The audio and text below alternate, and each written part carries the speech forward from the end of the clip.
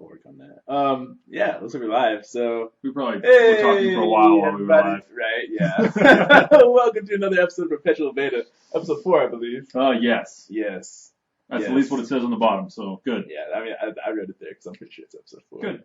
I'll find out later if it's not. Doesn't matter. Doesn't matter. So today, kind of synopsis, we're going to get into X-Men. X-Men. Kind of just general X-Men, I guess. We'll say that later. That's the good stuff. Mm. They've been talking about all the comic book channels. Like, there's some X-Men might be coming home, but we're gonna get to that. But first, fall TV shows. Mm-hmm. We talked a lot of trash last episode about fall TV shows. But For a good reason. For a good reason. But you know what? We watched some more, and some shows may redeem the superhero fall TV shows. One complaint. CW. What happened to Hulu? Why do you hate me? Why do you hate my life? I don't want to use the CW app. I don't want to go online to their website. I want to use Hulu because I don't have to. I pay for not having ads on Hulu. You screwed me. Yeah. So thanks a lot, Hulu, CW, whoever's fault it is. I blame my pain on you.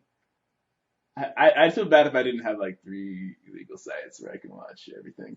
But I mean, no, nobody does that. As I ran out the door. A cop like dives in like off screen through the window. Oh, one day. One day. Days. Yeah. Good thing you can edit this right. I'm not going to. No. No. Everybody does it. Or did it once. I used to do it a lot more. I really just don't now for convenience. It's too much work. Give me Hulu and Netflix. That's most of it. Yeah. Yeah. I mean, CW's app, I haven't tried, but like their website works fine. Yeah, and I'd about I used the to ads use it. away. I used to use it. You know what though? All of Smallville's on Hulu, and that was from CW. All of Smallville. Maybe it's just their new shows. Maybe they're trying to bring more people over their own site. I don't know. Your site's dumb. Just give it to Hulu. I'm sure there's probably some business reasons for it, but yeah. Enough ranting. Enough complaining. No, but no. Okay, so the Flash. Yes. Is. Yes. I was like nervous about Flashpoint. We talked about that, and I was like, I'm gonna get caught up. I'll admit I haven't watched last night's episode yet, but I've 3 episodes in, and I'm like, I'm sold. Like I'm on board for this season. Like we got this good overarching theme that you kind of see in like the comic books and also in like the cartoon adaptation of Flashpoint, where it's like it's a kind of whole idea of like we all make mistakes, but we have to like fix them forward, kind of thing. The whole idea of like you can't live in the past. Like, you can't jump back and try to fix things. Like, and the Flash is really good about teaching that. Yeah. This whole thing where he's like, I'm going to go save my mom. Oh, no, I ruined everything. Exactly. So I like that kind of, like, lesson, though. Because you're a lot of people who, like, kind of live in the past and just can't seem to, like, move forward in their lives. Well, everyone's done it. Yeah, totally. And so, like, have that theme of, like, even if you had the power to go back, it'd still be a bad decision to look back. Like, you gotta fix things forward. So I like that. You know, kind of that look forward, move forward kind of theme. And like, I had an interesting thought this week. I was just stressing about some past things that had happened or some things that just happened. I was telling myself, I was like, Brian, one day, all of these are going to be memories, and you're not going to have to worry about it. And then I was like, wait, they're already memories. But they've already happened. There's nothing I can do about them. So that one day that I'm thinking of is right now. Because those already happened, and you're done with that.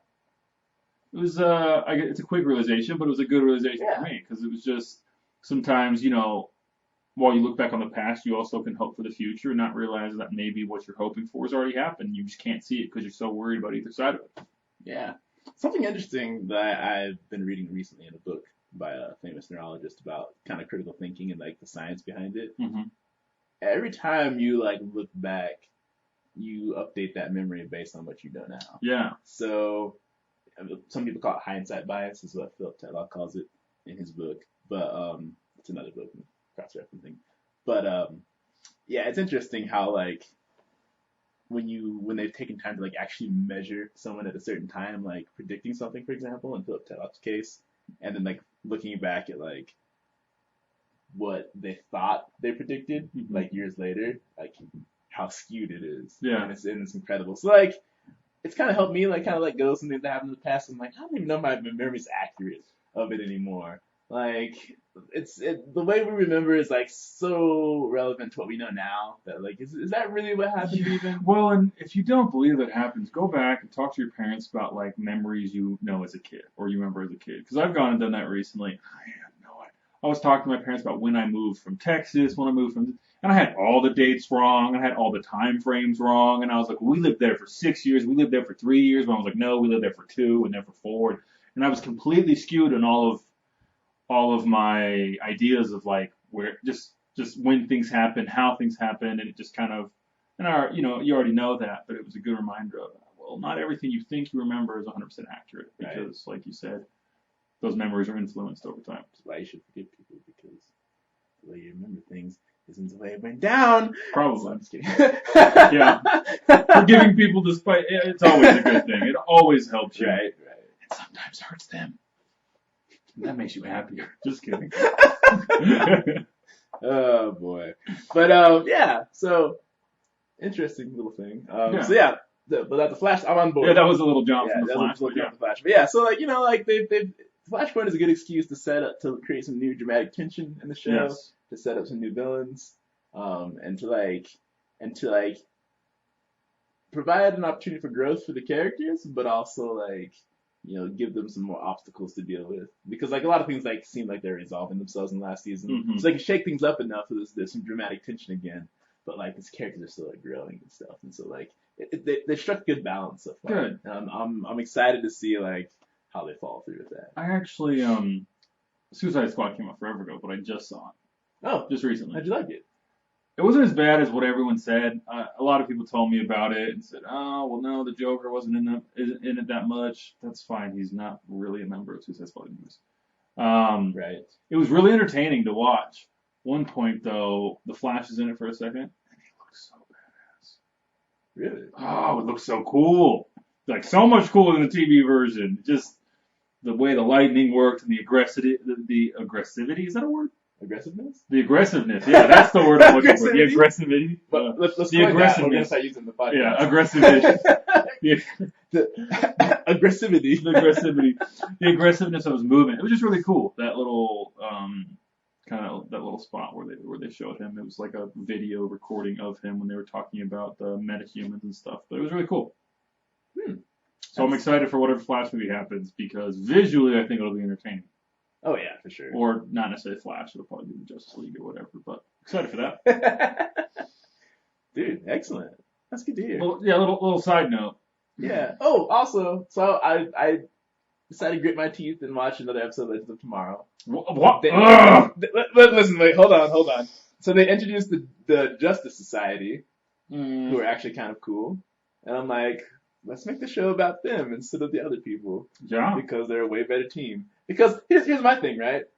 Kind of going back to the little sidekicks thing, but so, okay, do this first and I'll ask. The Justice Society was actually a comic book series that Yes. sold. Yes. Like, people actually paid to, like, see those characters in action. Mm-hmm. So, I hope that there's a lot more of the Justice Society involved. And the other thing they've done with the show that, like, kind of, I think will help it a lot is they've introduced, I don't want to say who it is, but they've introduced a villain who may or may not be from another CW Just show. whispering in my ear. Who?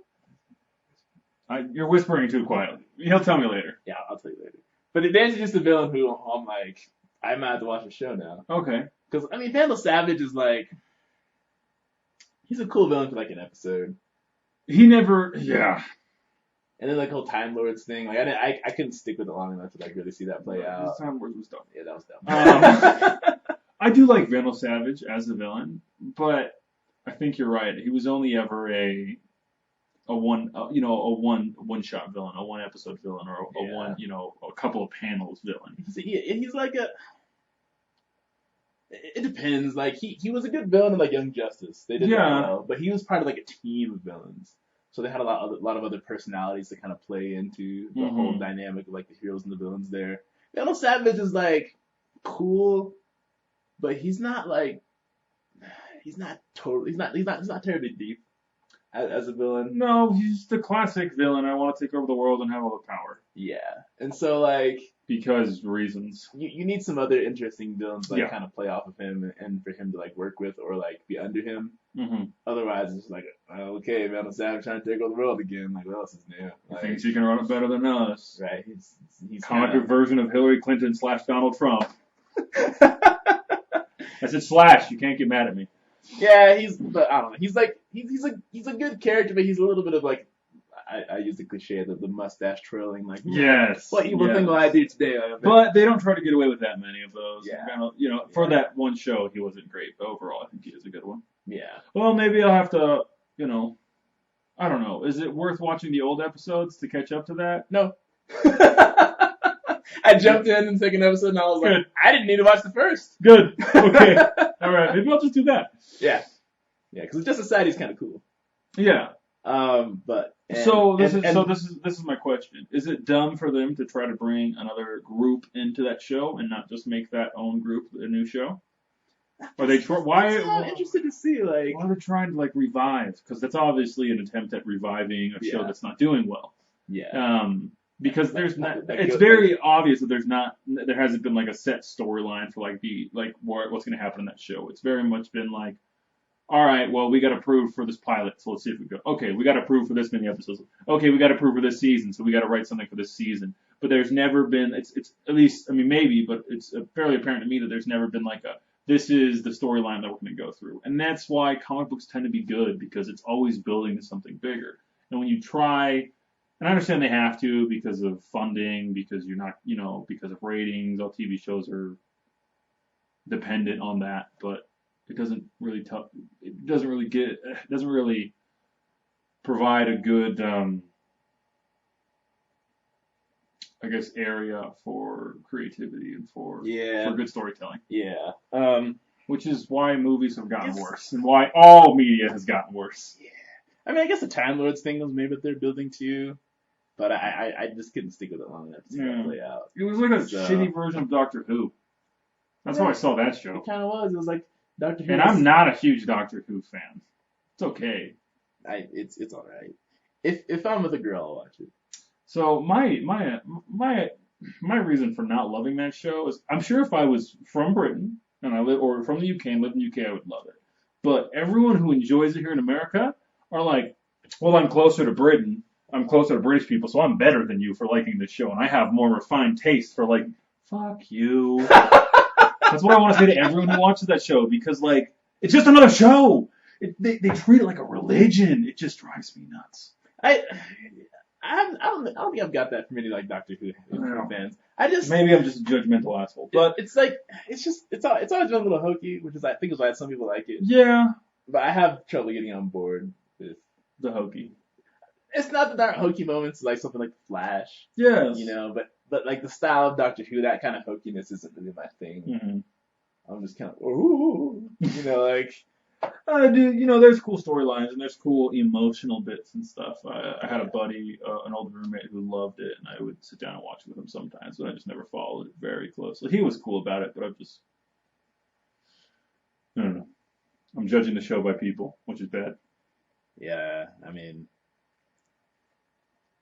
it happens. Yes, it does. Judgment, it happens. I didn't go see Suicide Squad for a while. I need to share it like that. Judgment happens? Yeah, judgment happens. Yeah. Like, especially living in Utah County, like, judgment happens. Judgment happens. So I bet people love that. People are, not to like sidetrack, but people are, it's interesting how like people are kind of obsessed with like the idea of judgment to the point where like people are so obsessed with the idea of judgment that they can't help but be judgmental about people being judgmental. You know what I mean? It's like when you're so focused on judgment, you can't help but be judgmental. Yeah. Like, if you don't want people to be judgmental, then stop focusing on judgment. I love those people who are like, I just feel like everyone's judging me. You realize you're judging them, right? Yeah. Like, the mindset of judgment is the problem, not, like, using judgment. It's a mindset. And, like, it's funny because, like, you have people, like, who are on, like, both sides. Like, the people who are, like, active in church and the people who aren't.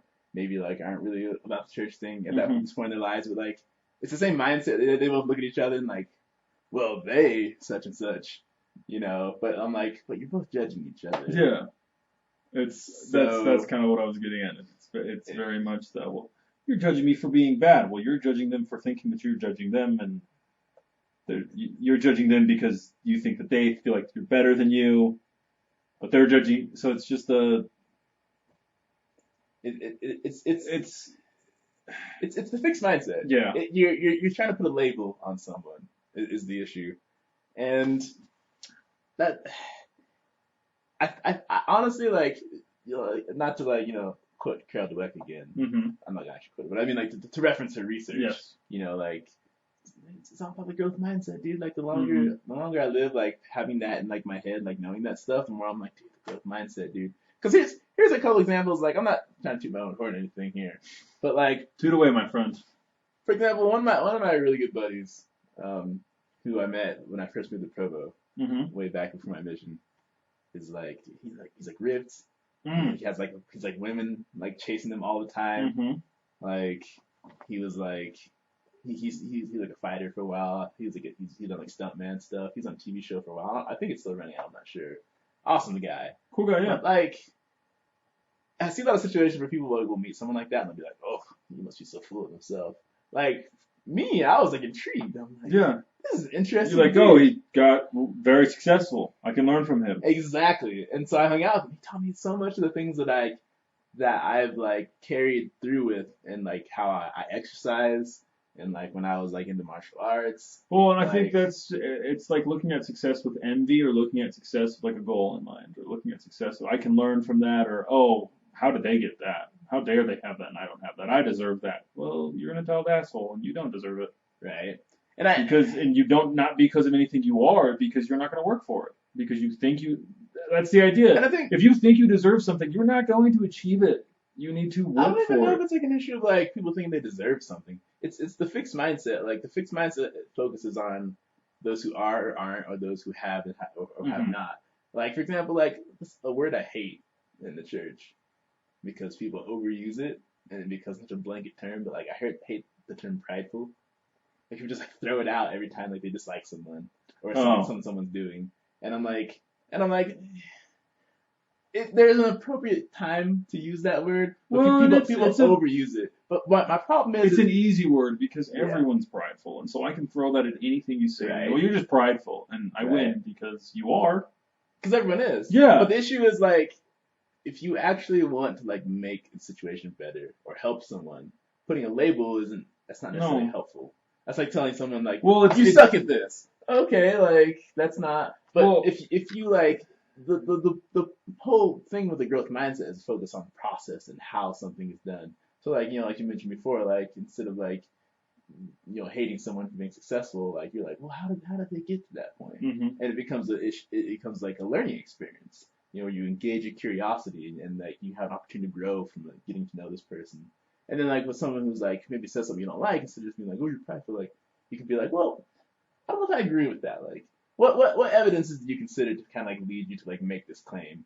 Or like, I'm not sure I understand why you think this way about this certain thing. Mm-hmm.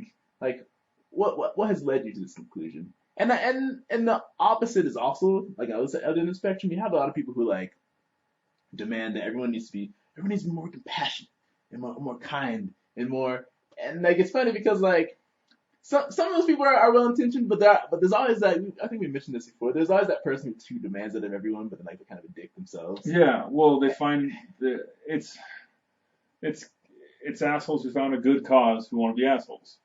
Yeah, and it's like yeah, like understanding, compassion, and kindness are important, but I think those are fruits of a mindset, of a way of thinking, more than they are like things you just do. Because there's a lot of cultural context for like what is considered kind, what is considered understanding, what is considered compassion. Like I know it's even like LDS culture, like we have things that we tend to associate with those words, like service, for example.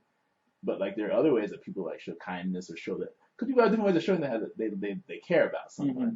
And I've noticed in a lot of cases, if you don't show you care in a way that's like popular in the culture, people like tend to ignore it. Or tend to discredit and say you or don't discredit care. Or say you don't care. But Yeah. it's like, no, but it's an issue of like putting a label on something that kind of like empowers that culture view of something, as opposed to like if you try to like dissect like the process and the thinking behind why someone is doing something, then it becomes easy to see like when someone is actually like trying to show that they there. Like you see like, oh, like there are people who I know, like friends who like can be really critical of me sometimes. Mm-hmm. But I understand that because they care. Like, listen, man, like it's really frustrating that you're struggling with this. Like, let me like show you some things that I think will help you. And I'm like, well, he cares. That's why he's like Yes. being critical of me, you know.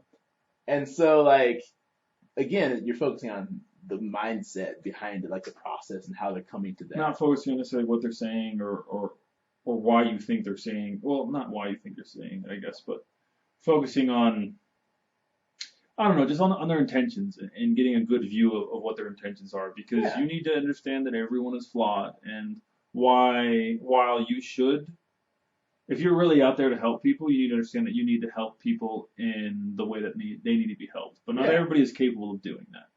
And a lot of people are going to be in your life who are going to try to help you in the only way they know how, and it won't come off always as helping. And so being able to kind of see past that and really kind of get an idea of what people's intentions are, and that's an intuition thing, I think, more than anything. I don't know. I think it takes you have to like reel in and rein in your like your reaction to something. Somebody may say something that initially you may like be irritated by. Like Yeah. somebody may offer some criticism to me that at first I'm like, what?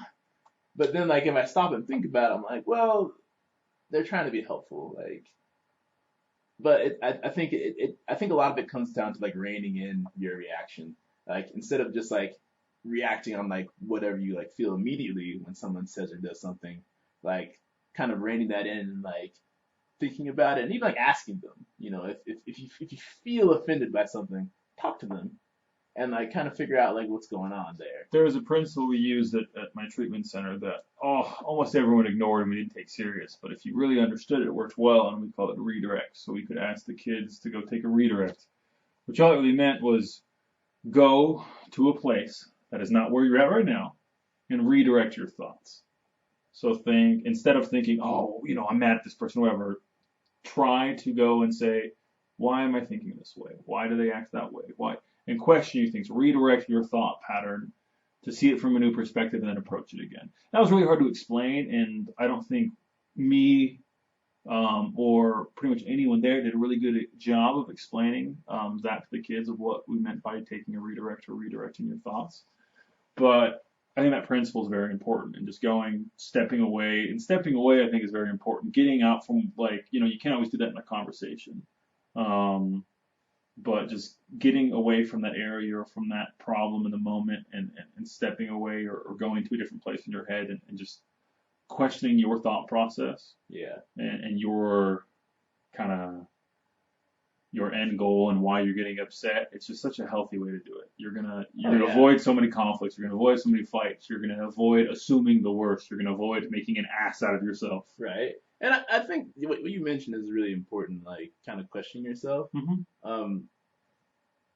Ironically enough, this book I'm reading right now, in Critical Thinking, talks a lot about like, we've talked about before, like, a tablespoon of doubt can go a long way, can be helpful. Like questioning yourself and being self-critical. Because in the scientific community, like, it's not necessarily everyone else's job to prove you wrong. Like, it's your job to like take something and like try to prove it wrong. Yes. And I think a lot of people. Of course, peer review and those things are important, but it needs to be primarily you. But like when you write a paper, even like writing an essay, like something that they want you to do is like you want to like support your thesis, but they also want you to consider some arguments against it and like and talk about those things. And so like I've noticed like some of the most absurd people I've like gotten to like disputes with are people. They're absurd because they don't question themselves. Yeah. Like they never like. Maybe they do question themselves. Yeah, maybe not right there. Maybe they do it later. I do that all the time. I've been in such dumb arguments before where I'm just going on this train and I leave and I'm like, oh well, I was wrong. Right. And I'm 100% or mostly at fault in that situation. And going back and apologizing tends to help. I haven't always done it, but. Just that little tidbit. People don't always know that they're doing that. They're just running on their momentum. They're running on that adrenaline or that passion that they feel because some people they have that overwhelming desire to be right, which we've all felt. Yeah, certainly. Right. People don't. I think intuitively we don't like to be wrong. Yeah. And we have to like learn to be able to accept that and embrace the learning that. That's one of my biggest weaknesses. 100%. I hate being wrong. I don't like it at all, but I can admit it eventually. You know, Yeah. it's not always in the right or I've definitely gone down the path of uh, of finding other people who support my wrong ideas to reaffirm those wrong ideas, so I have an excuse to Well, do yeah, that. that's totally an issue in this day and age. Yeah. Well, it's always been an issue, I'm sure. Yeah. It's just But especially with like, we talk about technology and technology, being able to find everyone who agrees with you. yeah, on the internet. Yeah. Like, yeah, totally. The echo chamber we talked about. Yeah, totally. And like, yeah, I don't know. Like, you bring up a lot of good points. Like, just like people get caught up in that momentum. Like we talked about it earlier during the OG cast, we talked about getting lost in the humor. And sometimes you're on that train, dude. I just want to. I don't care what I'm saying. I just want to be funny at this moment. I will say terrible things. Yeah, yeah. People get like when they're upset about something, they're convinced of something. And I guess kind of like for me, it's about like in the moment, like yeah, like a lot of things people will say stupid things, but when you have time to consider, like being willing to like step back and like be like, oh, Damn. And maybe it's just me, but I feel like certain personalities, like, they almost expect people to stick with that momentum and like stick with their decision, even when it's bad. And some people like will almost like try to like shame you for like changing your mind about something, like you try to apologize about something, and I'm like, the fact that you think that way concerns me because like, does this mean that like when you realize you're wrong, you just keep rolling because like you don't believe in changing your mind ever?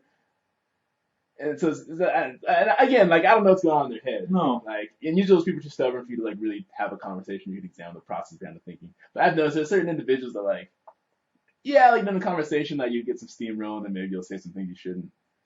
But like months or years later, they're still like no, like and you're like, what? Like, you still like hold on to things, man. It's super important to learn to let go. Because people, holding on to stupid little arguments and fights and other stuff, that shit ruins your life. Yeah. That shit just fills your mind with so much bullshit, so much crap, and so much, I don't know, like it clouds, the way just who you are. Get that out. Yeah. Because my thing is that like if I refuse to acknowledge that I'm wrong in one area of my life, how easy is it then to like in other areas begin to like justify where I'm at and not like, update in light of new information? Like how easy is it just like, well, in all my views to like just become stubborn and like like headstrong. Well, and smart people just aren't that way. People who are successful. I mean, I guess of course there's exceptions. Donald Trump. And tons of other people, but people who, I don't know, just experts.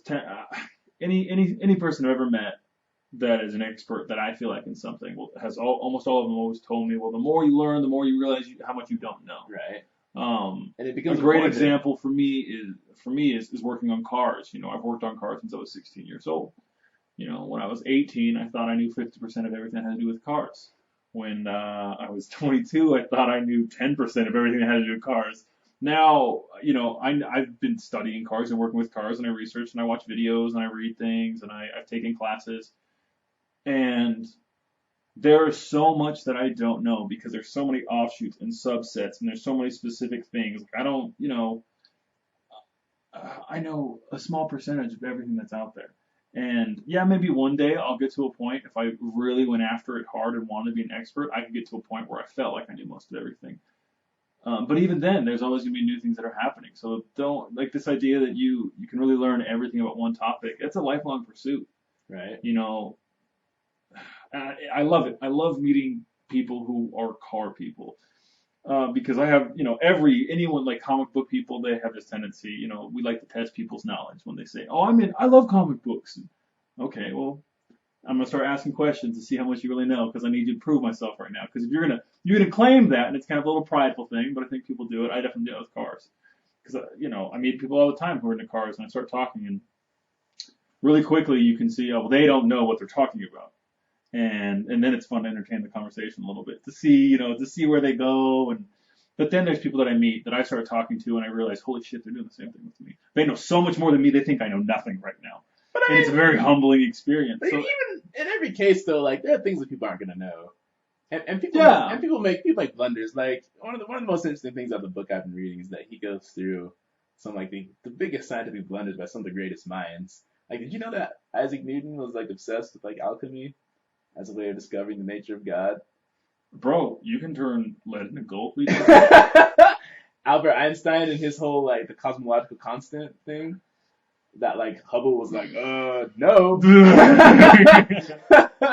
and Kelvin had some really interesting ideas about like how the Earth was formed that people were like, nah, bro.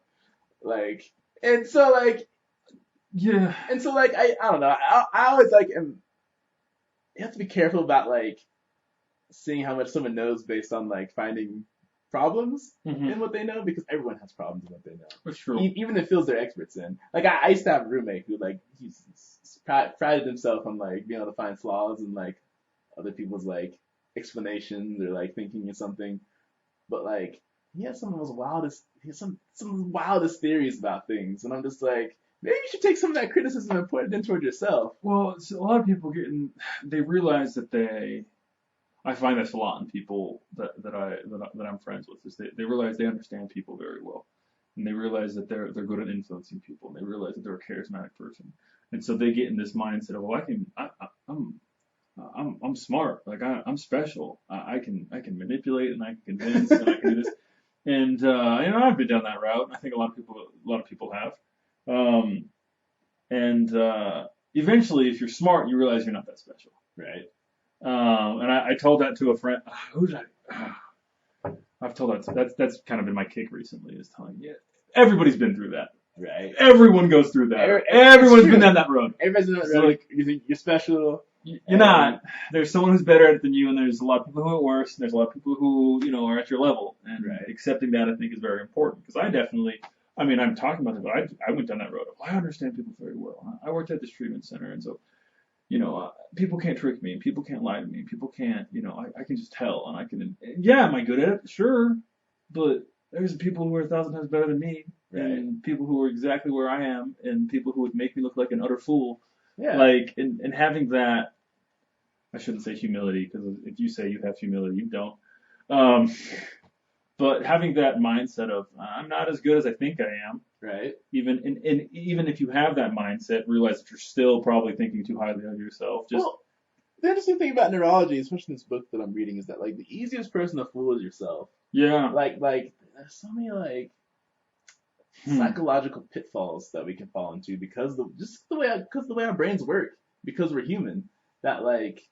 Well, to understand things, we have to fill in a lot of blanks sometimes with bullshit. Yeah, we have to operate on like assumptions. Yeah. And like we need to. I mean, much as I gripe about labels, like we do need them to like understand a lot of things. No, man, I don't need labels. I'm above that. I'm too good for labels. Wait, no, that's not cool anymore. We want labels now, right? That's where okay. But it's striking that balance and really understanding it in your own life and questioning your own judgment. Mm-hmm. And science is just it's a methodology. It's a system by which we can like use measurement to kind of like keep ourselves from falling into those traps where we like believe things that are ridiculous. He talks a lot about conspiracy theories.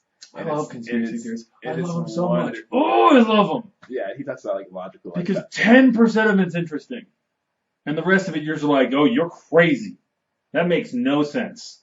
And it's amazing that a lot of these people like rational. Well, and what it is a lot of people they find this one shred of proof that supports this idea they've had, and so then they just add in stuff. Well, yeah, he talks about like what is a logical argument, and not necessarily like an argument with the person, but like reasoning basically. Okay. And he talks about it's based on a premise, like a fact, sometimes an assumption. Although if it's an assumption, it weakens the argument. And then argument is basically a set of statements by which you support the conclusion you've made based off of that premise. And a lot of logical fallacies are based on having a conclusion, but then you're making arguments to justify the conclusion instead of like establishing a premise based on like good evidence, then building arguments on that towards a conclusion. A lot of times, an argument that contains a lot of logical fallacies, it's because you're rationalizing the conclusion without like really establishing a good premise. And so he talks a lot about like interesting medical cures we see a lot of in Utah, and how like people like observe something and then they start like grabbing on every bit of evidence that justifies that conclusion they've drawn, instead of like, well, this whole body of evidence from like an established scientific community that says you're probably wrong about that. Like, You know, I'm thinking of the word injections, but that's not what I'm thinking of. I mean, Immunizations? No. What am I thinking of? This thing that people. How can I not remember? like Central O's? No. The things that we give to kids so they don't get sick. Oh, yeah, There's- immunizations. No, well, that's not the word I'm thinking of. That's not. No, yeah, that's not the word either. Why can't I remember? This is a terrible brain fart, and I've thought of this. I'm having a brain fart too. But he talks about that. Yeah. He talks about those and how people are like, But that causes autism in my kid, and I saw this because there's this many kids who got it, and out of this percentage of all the kids that took it, your I'm kid like, got autism because you use a computer too much. and I'm kidding. like, well, Maybe I mean, what percentage of kids get those though? Yeah. Like, is it the same? Is because I'm like, is that like a good correlation when like most kids get those? Like, I'm legit gonna die if I can't remember this word. I'm trying to think of it. It's not shots. Why can't I remember? Is that inoculation? No, Inoculation. No, We're thinking of that's- all. Oh man. it's like an I word, right?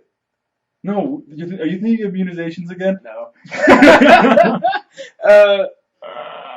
Everybody knows what we're talking about. Everybody, including ourselves. We just Yeah. can't remember the word. But you know, like your shots. Yeah, What I was that? guess. That's embarrassing. Yeah. Both of us just like, No, that's why I need to, like, I have this need right now to prove to myself that I know this word and I'm going to remember it. It's because Eventually. neither of us had to do that in a long time. 'Cause, I mean, once you're an adult, like, there's only so many. Like, you get tetanus, like, every 10 years, but, like, if you're an adult, for the most part, you don't really have to, like, do Unless that. you go to crazy countries. Yeah, unless you're I gotta look it up. I have to. Just talk. Continue. but Go. But yeah, like, oh, there's a correlation between how many kids are autistic and, like, how many, like, get these. And I'm like, but, like, how many kids get those, like, across the board, like, anyway, you know? Like, most people opt into that because they want the peace of mind of, like, knowing their kid's not going to get some wretched disease. And so, like, there's a correlation. It's the whole logical fallacy of, like, correlation meaning causation. Correlation isn't always necessarily causation, you know? It's, like, one of the things he talks about, and he uses that as an example. But it's really cool, like, how he, like, kind of breaks down, like, how we think about things. And kind of a lot of the mental shortcuts we'll take. Like, for example, he talks about, like, the availability heuristic, and we just can't English today. And like, English is and how like it can be easy. vaccines. It's not an I word. Oh. No, vaccines, yeah. So anyway, yeah. Yeah. But you know, people gripe about vaccines. Oh, conspiracy. Think twice. Global Vaccine Institute. Yeah. But look at the website. Look. You know how to tell if something's bullshit? If their website looks terrible. You can't see that. Yeah, It's like poorly done. You know it's not well funded. I use that. I mean, there's some terrible looking websites that have good. Yes. It's very true. However, But clearly some of those. I definitely use that as a filter sometimes. Maybe it's dumb, maybe it's not. It's worked well. I mean, a lot of people do that though, and I think Google ranks it accordingly. I think, Yeah. Like if your website like looks like garbage or not. So you know. Obviously, you're not putting that much work in. Obviously, you're not an expert. Obviously, you're not good at it. All the hipsters are web designers now. Like it can be hard to find one. But Yeah. Just go to a coffee shop and pick one up. Yeah. You know, he's probably already building one on his laptop on his Mac while he drinks pumpkin spice lattes. Whoa! That's for the bitches. This is the bitches. I'm just kidding. No, I'm saying hipsters are bitches, but Hipsters, I love you too. I'm just kidding though. I have friends who are hipsters and I love them. No. So, but I mean, look at my socks. I'm part hipster. Look at this. It's ridiculous. Why did I just do that? We got on a tangent, huh? Yeah, it's the vaccine's fault. It's I should have gotten my vaccines. I obviously have autism. Look at me lifting my fucking leg. But anyway, so yeah, fall TV shows. I would like to know how we got onto vaccines from fall TV shows. I don't know. We'll have to watch it. Yeah, I'm super interested in that. This is a tangent today. Should we jump to X-Men? Yes. So there's this huge like relaunch event thing going on called Resurrection X, Yeah. and How tricky? and everyone is like, if Marvel's promoting the X-Men again, does that mean that they've worked out some kind of deal? We might see them in the MCU. Which just hearing that, like I was listening to a podcast today, and like it's wishful thinking right now. Like everyone admits to it, but like the idea of the X-Men showing up in the MCU, I was like, oh, not while I'm at work. So I was thinking about that today. Yeah. And I'm not convinced it's a good thing. How so? Because when was the X-Men most successful? I would argue in the 90s. I would argue when the TV shows came out. I would argue while they were connected and they were part of the MCU, most of the time they were very much separated. And I worry that blending them too much originally they weren't really even the same world. You know, it was the X-Men and it was Marvel. It was the Avengers. I think. It was whatever. And I worry that the X-Men is such a big group that... And they're a big group, but they're a big group who has some standout characters, but the reason they're big is because they work so well as a team. Yeah. While as in the MCU in DC, the standalone characters work great as a team, but they can do very well apart. And there are some X-Men though that can do pretty well on their own. Wolverine. And something they've done before to deal with the whole issue, like the abundance of mutants, and they split them up into smaller teams. Like like there's like the Golden Blue team for a time because there are too many like prominent X-Men. So like, we got to split these guys up. Yes. Put this person over this team, this other person over this team. And don't get me wrong, I would love to see in Wolverine, get in a fight with Iron Man. Like that'd be cool to watch. Can you see that? Or World War II flashback where he teams up with Captain America. Exactly. That sounds fantastic. Right. But I kind of want it in small doses. Yeah, I don't think it should be like a huge crossover right away. Yeah. It'd be cool to like see like individuals from like the X-Men like pop in and then like maybe eventually build up to like an event where like Avengers versus X-Men or something. Mm-hmm. But like Avengers and X-Men versus DC. Can we see that? Can we see that? My pants are so tight right now. Can we see Superman just melting mutants? I want to watch that. Dude. By the way, remember that whole argument we had like forever ago with like another roommate about who would win in the fight between Superman and Thor? Who do we have that with us? It's Andrew. Yeah. Okay. Yeah. So I'm watching like Comics Explained. Rob, I love you, by the way, Rob. Love you, Rob. Love you, Rob. You're my bro. But I'm part of the Rob Corps. Give you a BJ. But there's a part in like the Justice League Avengers crossover where like Superman just like destroys. Thor has no chance. There's zero question about that. And I'm like, well, that settles that argument. Yeah. So you know how I was talking about earlier when you talk with someone who it's very apparent they know less than you. Those arguments with him. Those ones. Good example. Any argument I have with work about comic books, I'm like, why are you trying? You know I do this. You know this is my jam. And no, there are many people who are more of an expert than me. Dude, baffles me sometimes. Not only did Superman love Thor, but he wielded his hammer and Captain America's shield. Unstoppable. Like what stops that? That's so OP. Odin? Superman by himself competes with Odin. You think Thor can beat him? Come on. No. Superman. There's a reason he's my favorite, guys.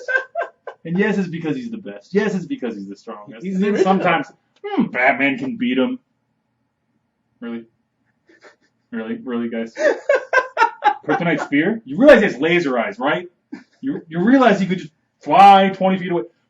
I win. Don't argue with me.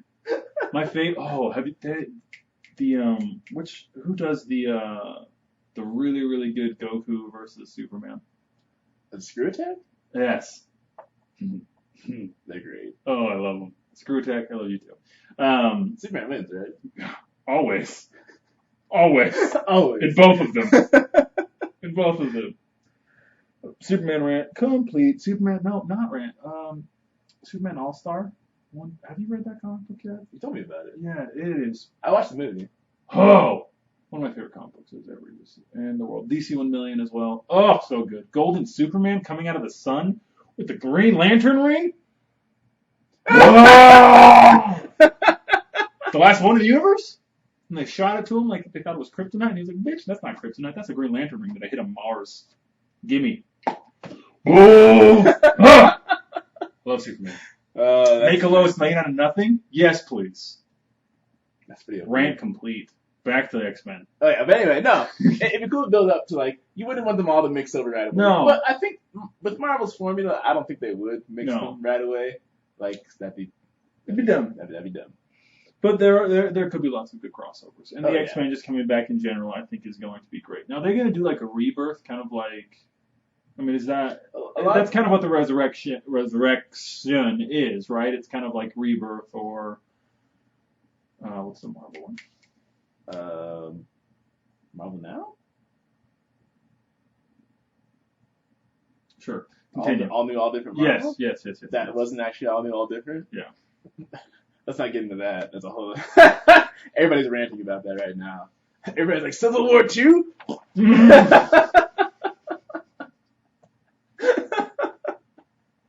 Everybody hates it. Oh, this is why I've always been a DC fan. Right? And it's funny because a lot of people who are Marvel fans are like, DC's doing so well right now. These DC stories are amazing. They're killing it. Marvel went too far, man. They went too far. Even in the movies. Guess what? Marvel movies, y'all are shit now. Yeah, people are starting to get tired of the Marvel formula. DC's here. So maybe it's DC will reign supreme. So now it's time for the X-Men to show up. Maybe save Marvel. Maybe. How many X-Men movies has there been? How many? How many? Too many. Exactly. You need at least 50 years of downtime. 50 years. That's all I'm asking. 50. Yeah, the war might be over. I don't care. I just 50 years. Because you've done 50 movies? I don't know. I haven't counted. Way too many. My whole childhood? My whole life? Just X-Men movies. Just fucking pumping them out. We're done. We're done. But yes.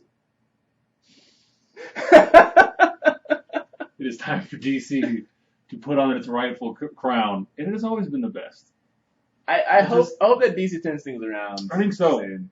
It's like, dude, Wonder Woman's a great opportunity to do that. I'm excited. Not only are they finally introducing, like, the first lady of comics, like, the female superhero. Yes. After all these superhero movies, she's finally getting a movie. Yes. Like, it's about time. I'm more excited for that than any Batman standalone, any Superman standalone, any Flash standalone. Fuck you, Green Arrow. I'm sorry. I'm more excited for that than anything. Oh, yeah. Because... Well, it's about time because, like, how many other female superheroes have gotten a movie yet? Yeah. Like, everybody got a movie except for, like, Black Widow. Like, people are, like, kind of, like, whispering that. Black Widow, I'm sorry, she can't have a movie. She's not that depth of a character. Not because she's a woman. She's just never been that important character. But Wonder Woman? One of the big three, dude. She's one of the big three. And, like... And you could, yes, there's Batman, Superman have always reigned supreme, whatever. They've always been the main.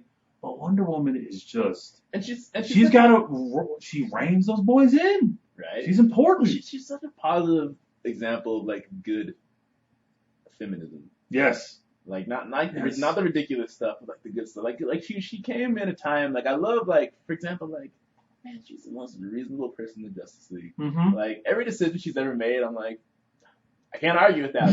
Even when she killed she's like, I killed him. Lord. I needed to kill him. She's like, he needed to die. All right. And everybody's like, ooh, you can't kill people. And I'm sitting there reading, and I'm like, he needed to die. I'm like, he told her that she would have to kill him to stop him from mind controlling people, and he killed the Blue Beetle, so... Yeah, Blue Beetle. But, you know... Yes, like, yeah. No, I'm not saying... He tried to tell everyone there's an issue, and no one believed him. And, you know, she was like, he deserves this. There is a... That's why we love Wonder Woman. Right? Not just because of her busty beauty and the beautiful ass.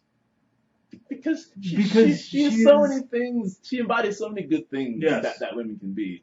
Like for example, like the fact that like she wants to go like help with Man's World at all. Like so many of the Amazons are just Yeah. like F men. Like, All of them. all Except for her. except for her. And like and how easy, especially like when you look at like in modern day, like like when you've been hurt by a lot of men and like there's just a lot of crappy guys and guys and girls both are There's crappy crappy ones. people. Crappy But people on both sides. But how easy is it to be like when you've been in a lot of bad relationships? Say like F the other gender. Yeah, it's You super know? easy. Everyone's But been down that road. but like to come from like a society that like has Just hates on them. that hates on them. And, Men are the problem of and to- everything. and to Men cause all of the issues. right? But feel like see past that Most and be like, no, like I had this, I can make a difference here, Mhm. And I really appreciate like that kind of like because I feel Well, like and then in going against in a lot of ways her entire family who was saying, oh, you fell in love with these men, you're giving in. Guys, I disagree with you. Sorry, I'm going to do what I feel like I need to do. right, But still and caring about that where she just has that great balance. and I think that's another huge thing about is like love as a strength, like Yes. like this it's not a weakness to like love and to care about people. And in a day and age where you see like unfortunately like a lot of people like especially relationships they just like become cold Mm-hmm. and they just don't want nothing to do with like relationships. Like and not necessarily saying that Wonder Woman is like relationship related, but like that love that she has for everyone and Yeah. for, like, all like the earth. Well, and you kind of see that, that I don't need a man. You see that side of her kind of break down, but not to a point where she becomes weak. You see that vulnerability, but that makes her strong. Because vulnerability and weakness aren't the same thing. No. Like, it's like in the Christine what's her face in Joe Rogan's podcast. She yeah, talks about Hassler has something like that. yeah, I don't something. remember her name. Amazing woman. Like Life coach. I was that podcast was amazing. Yeah, I sent it She was to so good. it to one of my older sisters and Yeah. sent it to a whole bunch of people. It's great. But that's the point she made is that like vulnerability has a role to play. It's not a Yes. weakness. No. Like it's okay to accept help from people. There are times when you need to team up. Like and that's an issue that I love that comics address in a lot of ways. Like for Mhm. example, like with Reed Richards, the whole comic when he's trying to solve the problem of everything. Where like at the end of the day, he's the smartest person like maybe in the universe, Yeah. but he's But he can't still do it. just one man. Yep. And I enjoy that. Like yeah, like you can be strong and independent, but at the end of the day, like man or woman, like you're a person, you're an individual. Like we still need each other. Like all of us as a human race, we've come as far as we have because our ability to collaborate and to work together. And then we have this, I find that with more, I mean, not to be downer on women, but that's been one of the biggest issues I've had with lots of girls that I've dated is this overwhelming desire to be independent and to do things and not to accept help. And I've been down that same road, and I was very much the same way. And it's very frustrating because, I think everyone has this desire to help and to serve people, and that is it. I mean, that's how that's how people show that they care. Right. And when someone is unwilling to let you help them and unwilling to let you in, you can't be there. Right. You can't. It makes them near impossible to be around at that point because that goes against human nature. That goes against what we feel like we need to do. And humans need to respond to those feelings. We need to respond to what we believe in. We need to respond to what we feel like we need to do to be a good human. When people get in that way, it's hard to stick around. It's hard to stay there.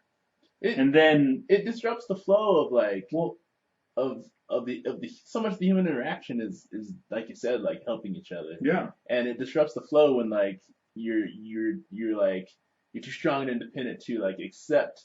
Well, and you don't see help. that in itself that makes you so much weaker.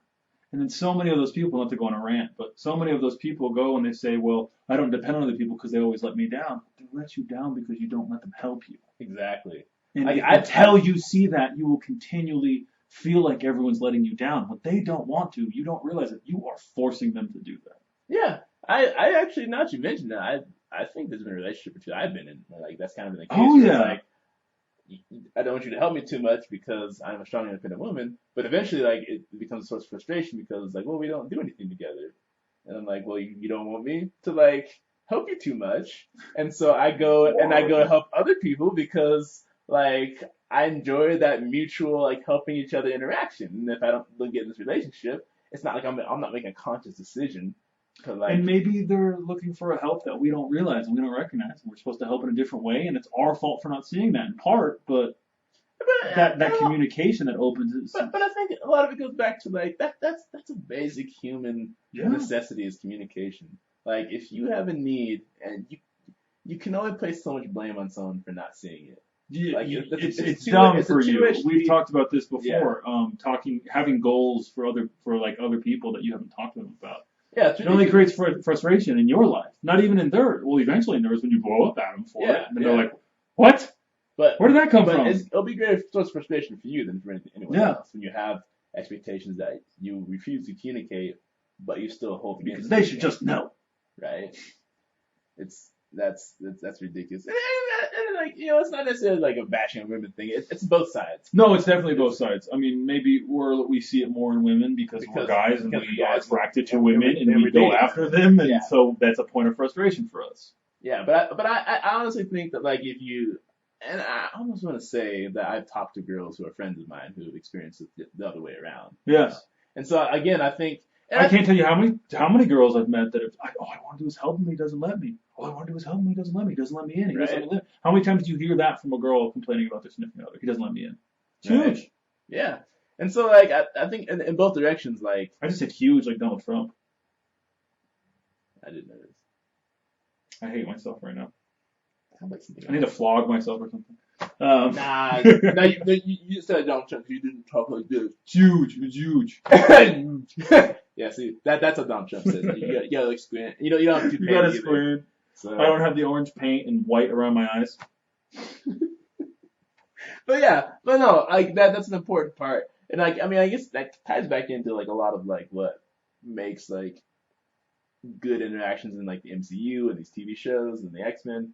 And even like something that Batman realized when he like came back from his like little journey through time Mm-hmm. is that like no one can stand alone. Like Catwoman made fun of Batman and like Hush and was like, for a guy who claims to be a loner, you sure have a lot of strings. You know? Like he has the whole Bat family. You Like got more sidekicks than anybody, bro. right? You ain't no loner. Right? And so like a lot of people they claim to like Yeah. be as strong and independent, but like everyone like depends upon everyone else. Well, and letting yourself do that is so important because that lie of I can do this by myself, because that's what it is. It's a lie. You can't. It just slows you down, and Yeah. that it is so freeing to let people help you. And of course, you can go too far. You can be too dependent on a person. Oh yeah, certainly. And there are people who all they want to do is help, and you can take advantage of those people. But like everything, there's that balance. Yeah. Moral of the story is we need to find Wonder Woman. It's not my life, man. Just make it happen. Or Lois Lane is also, I think, one of the best examples of that as well. That's another reason why I love Superman, because even though he is in every way physically much more dominant and powerful than Lois Oh Lane, yeah. and I would argue that in raw intelligence, he is. I mean, because he's proven to be one of those intelligent beings. Oh yeah. In the universe, in the comic book universe.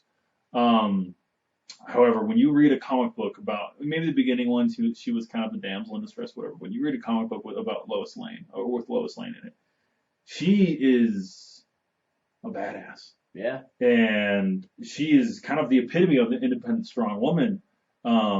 And kind of the idea of their dynamic is she's so much that way that she needs this all-powerful being to be like, no, you need to let me help you because you can't do everything I can do because I'm a superhero. And that, it does break her down a little bit, but I think but she breaks him down too, though. Yes. Because Superman needs that human connection. He does. And you see what happens when he loses that human connection. Right. He goes nuts every time. Yeah, because she grounds him. Yeah. He's a man without a home. And that mutual help, that mutual assistance, that mutual help is something that they both need so much. And to see that in the comic is awesome. In so many ways, like he's a man without a home.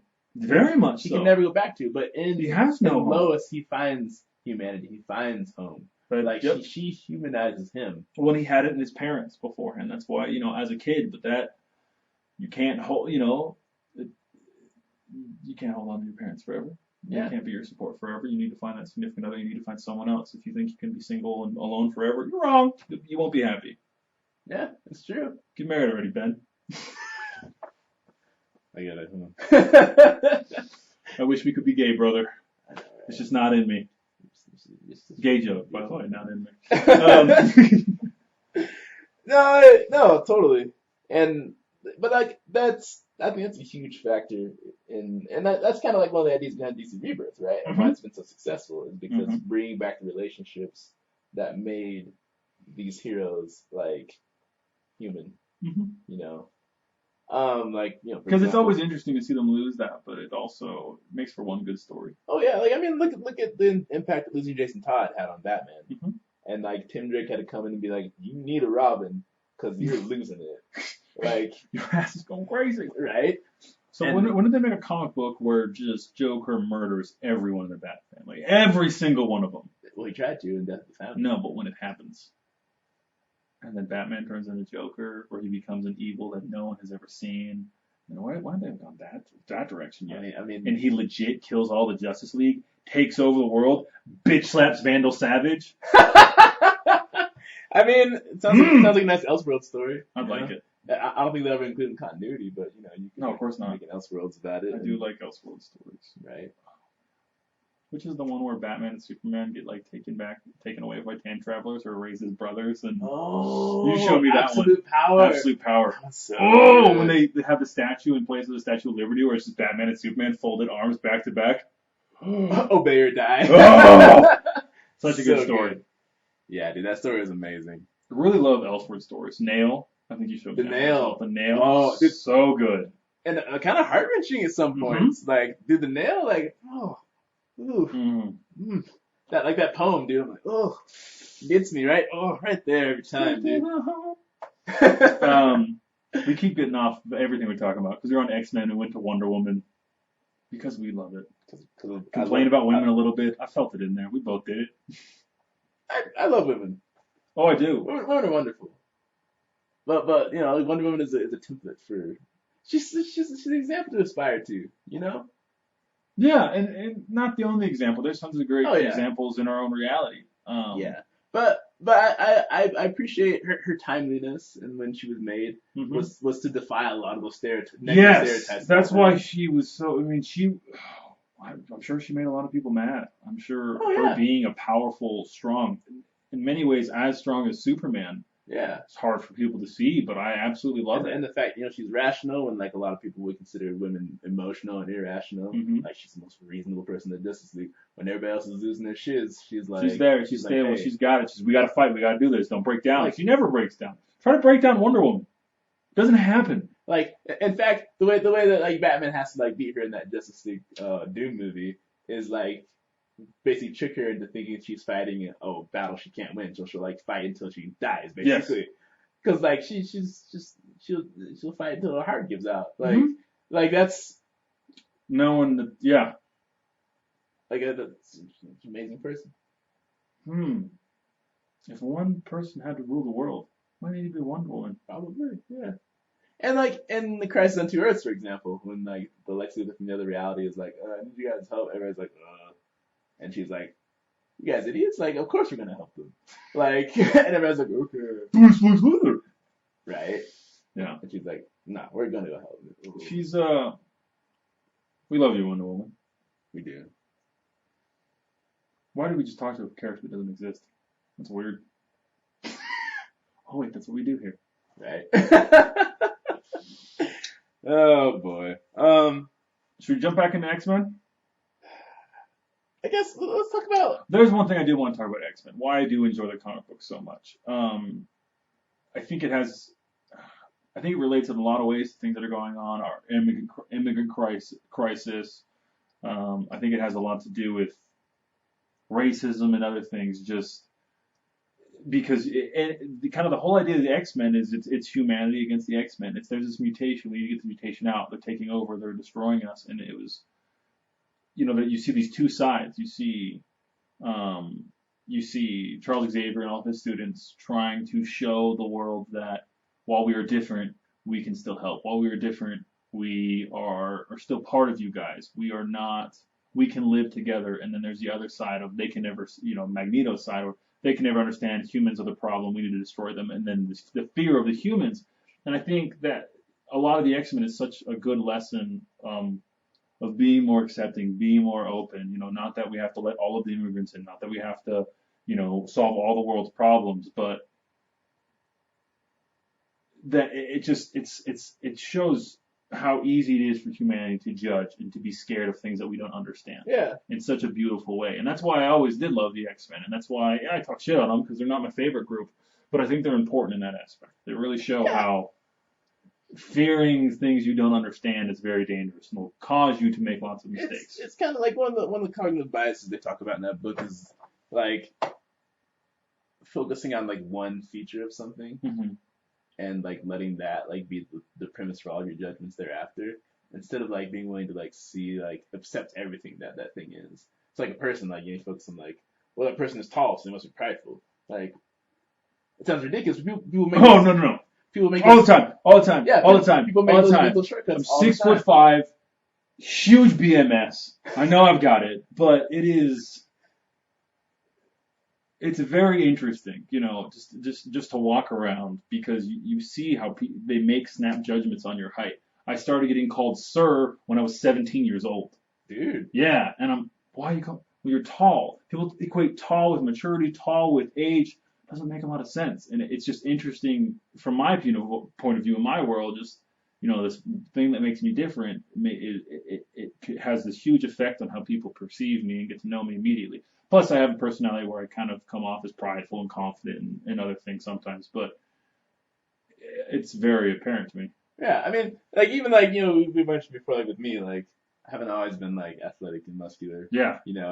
So I have like a very in my mind a very nerdy, but like sometimes outwardly I forget that like I don't like look like that. And so people like when like judgments about it, I'm just like I'm very baffled by like where did you get our interaction right now.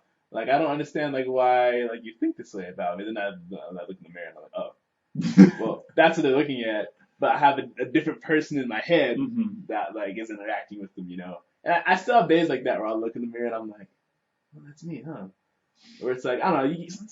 Dude, that used to happen to me on my mission in Mexico all the time. I get home, and I walked around all day, and all I saw was Latin American people. All I saw was Mexicans because I was in Mexico. And I'd get home, and I'd be like, oh, shit, I'm white? What? Not that but you speak the language all day. You eat the food, and you see. You don't see yourself all the time. You don't see what you look like, and you can forget certain things and just kind of immerse yourself in what's going on. And so it wasn't like I forgot I was white and I felt like one. In a lot of ways I did feel like one of them, but it was a shock to see.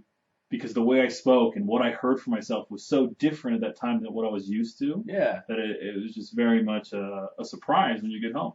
Yeah. Yeah. I mean, I'll admit, like, that happens to me a little bit. Like, a lot of people say I'm not like other black people, which I don't really know what they mean when they say that. You don't wear your pants low and they're not worried about you carrying a gun, maybe? But, like, it's not something I think about very often. Yeah. Like, the other day at the gym, I went in, they're like, there's another black guy in the gym. And I was like, okay.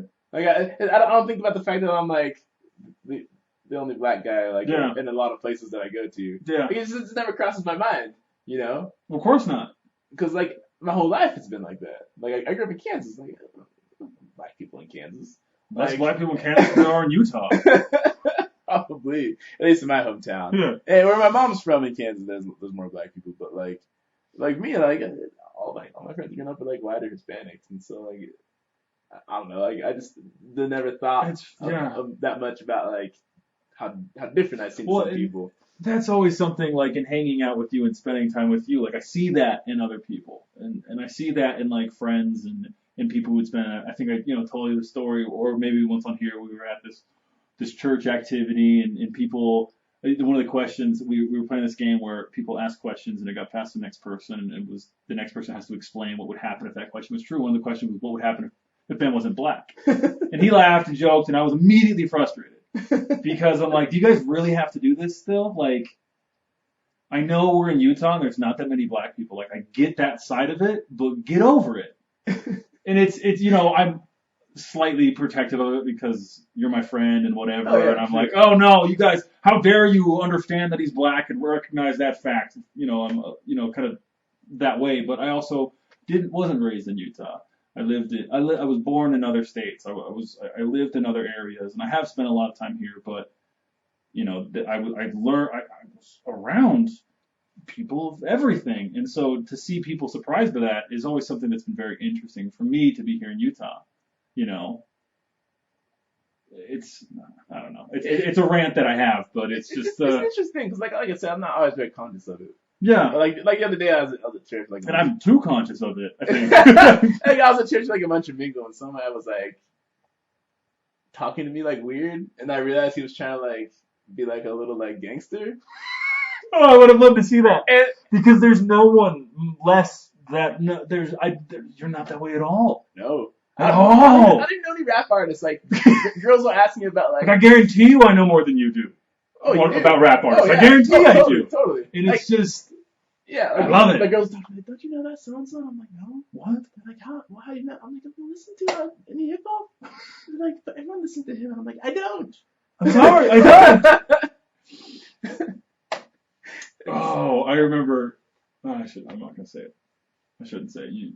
I'm not going to. But a story you told me about your mom and your sister about their expectations for you and who you married. Yeah.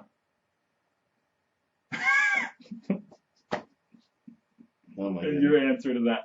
Oh, I shouldn't have brought it up because I feel bad that I'm not going to tell the story now, but it's funny. It makes me laugh. So I'm sure it was probably the OG cast. Yeah.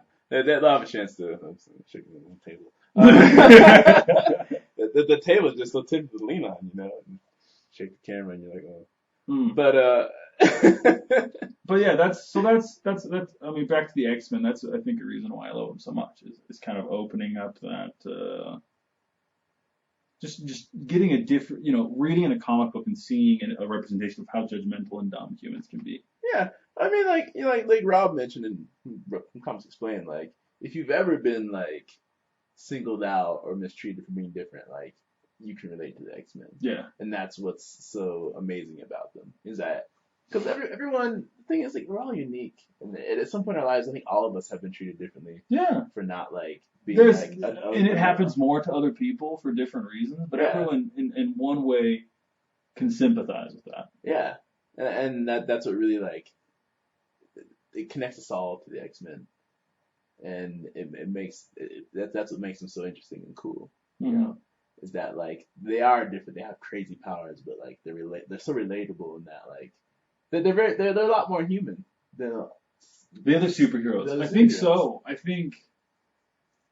Well, because I don't know why, but maybe it's that struggle to be seen as human that it feels like they fight after so much. But they just have that human aspect where Superman, doesn't have. Not even Batman. He doesn't have that Superman, that human aspect. I wouldn't say Wonder Woman does. I wouldn't say Flash does. They have that superhero aspect. But those X-Men, they just, I don't know. That's why they were so good. That's why I loved that show. That was the first thing that got me into comic books, really. Yeah. Comics in general was back when I was a kid watching the X-Men show every Saturday. X-Men, dude. That's what did it. And, I'm not a Marvel or X-Men like wholesome fan anymore. I'm over DC person now. Always loved Superman too, but that's really what did it for me. Yeah. The X-Men, dude. But the X-Men. The X-Men. So I mean, I don't know. We'll see what happens if the X-Men are actually going to come home. I hope so. To the MCU. I mean, it could be a nice opportunity to change up the formula a little bit. Yeah. Not to mention to introduce some villains, because like that's a whole nother discussion. Mm-hmm. Like Marvel, stop killing off your villains. Like no one left to fight in the MCU. Like. Like we're expecting like this huge showdown between what's his Crossbones or whatever and Captain America. Nah, he just gets blown up in like 5 minutes. Like, and you're like, I thought it was gonna be like a recurring theme throughout the movie. No. I mean, don't get me wrong, I still enjoyed the movie, but I was like, you're killing off all your good villains. Like, I would love to see him come back and like cause crap for Captain America, but like that can't happen because like he's gone. It's the Red different in Skull's a movie. gone. They've got in a movie there has to be an ending that people can enjoy. But they're gonna make a million more movies, and if they keep killing off their villains. Well, hopefully Marvel doesn't. Hopefully not. I mean, Loki's still around. Baron Zemo's still around. Yeah, but Loki's not that. And I guess he's Ultron unfolded. always finds a way to come back, even though Ultron does not die. he never dies. He's a machine. Yeah. He's like tomorrow. He's like tomorrow. He never dies. Mm-hmm. Tomorrow never dies. There's still room for Guardians of the Galaxy, though. They've only done one of those. It's true. They can go that way. Doesn't the Guardians don't they do a team up with the X-Men at one point? Yeah, because Star-Lord dates Kitty Pryde for a while. That's right. Yeah. Yeah. Yeah. I really enjoyed the Guardians of the Galaxy. Another jaunt. I'm not using that word. Yeah, I love that movie. Here's a poster of it that I'm looking at right now. That's why I'm thinking about it. Yeah, I got superhero posters all over. Yeah. No Superman. I see. Oh, there's Justice League. Yeah, there's Justice League. It's okay. I look at Superman every morning when I wake up. Mm. I look at the Justice League and I caress Wonder Woman's face. No, I'm just kidding. Maybe I could get you like a mannequin of Wonder Woman. They'd probably make a sex doll. I was gonna say, mannequin's probably a bad idea. You're gonna come down here one of these days with the podcast, and I'm gonna be like, We could sell that. This is getting weird. right? I mean, we probably could sell stuff like that, but we probably kick out of the church for selling things like that. I mean, we don't have to show nudity. It could be like dates. You could take her on a date. We can make a whole YouTube video out of it. Your relationship with Wonder Woman. Ben and Wonder Woman. This is a great series. I like this idea. We'll take her rock climbing. And we'll just have like a snapshot from her and then her to the top and be like, why are you climbing? I can fly. It'd be great. We're just making those series of me like just going on dates with this mannequin and all these people being. Dude, my mom forever ago got me a little mini doll, like a 3/4 size doll of Superman, and he's in my passenger seat in my Jeep. Just sits there. He's my co-pilot. I love it. Yep. I wonder going on dates with a mannequin would be better than all the dates I've been going on lately. Anyway. This is. I love it. This has been an all over the place podcast. Right. I'm not apologizing for it. Nope. Not apologizing. Sorry, guys. Sorry for not apologizing. Damn it! Damn it! I apologize.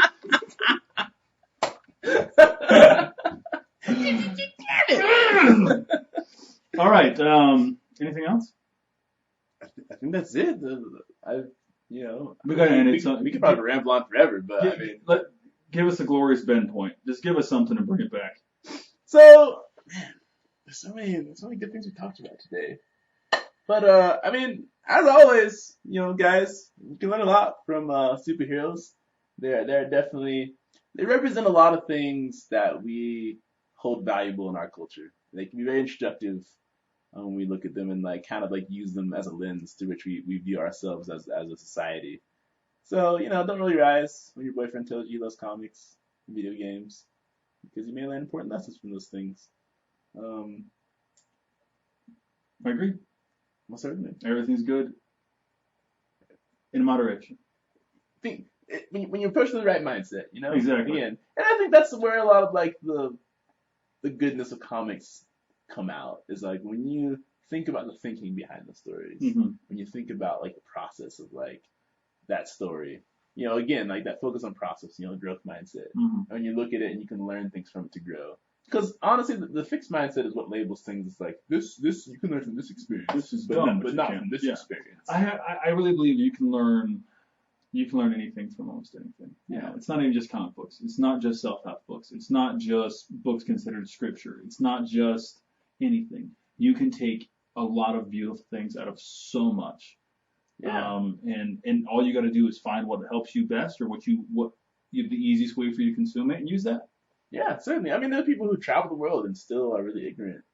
Yeah. That can be such an eye-opening experience, but I met people like that who just are really close-minded, surprisingly, for having been so many places. And I'm like, how not to my own home, but how am I more open-minded to people who are different than me? Than you've been all over the world, Money. You travel with too much money, you don't see enough of the real, I think. But I think if you're in the fixed mindset, you're so busy trying to label everything that you're not really Why I say money is because money can keep you from going out of your comfort zone no matter where you go. That's true. That's kind of what I mean by that. Yeah. But If you have enough money, you can spend whatever on this amazing hotel where everyone caters to you and whatever. And I met a lot of people, who traveled with a lot of money, and you see that if you don't go out and you don't have real interactions with real people and you don't kind of censor yourself by consuming things the way you want to consume things, it can really limit your view no matter where you are and no matter your situation. Yeah, that makes sense. But even then, like, I think again, even if you do go and interact with people, like if you still have like that mindset of just like seeing things a certain way, like I mean, there could be this argument all the time for like. Yes, you know what proves your point? An Idiot Abroad. You ever watch that show? Watch that show. It's funny. It's this guy who hates traveling, who his friends go and make him travel to terrible places. It's hilarious. Fantastic show. It sounds amazing. It's great. But yeah, like if you don't have a growth mindset, you can still go all over the world and still gain so little from it. Like you need that growth mindset, that mindset of learning and growing from things. Not to make another shameless plug for the research of Carol Dweck and people like that, but science. Growth mindset. I'm trying not to swear, but in the words of Breaking Bad, science, bitch. Let's wrap that up, man. Yeah, it was good. We brought it back a little bit. We brought it back a little bit. We got lost and we have been found. We found Jesus. Found Jesus. I'm born again. I'm born again. All right, you fucks. Get out of here. It's over there. Right here? Yeah. Oh, yeah? Mm-hmm.